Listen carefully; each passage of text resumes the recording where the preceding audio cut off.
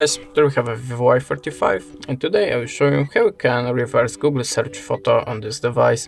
So you can do it by two ways, in the Google Lens and in your web browser.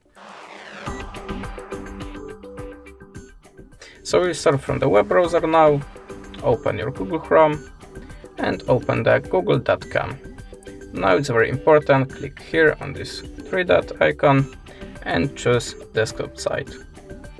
As you can see, now you have a little camera icon here and tap on it. Now click here to upload a file. Now just upload your file, what you want to search, and click Done.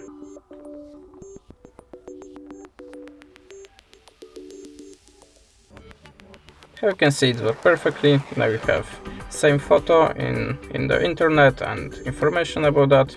And now the other way is opening the Google Photos, and if you have Google Lens, click here.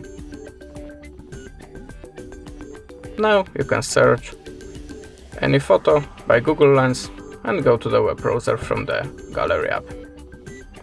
And that's it. Thanks for the watching. Remember to subscribe our channel, and goodbye.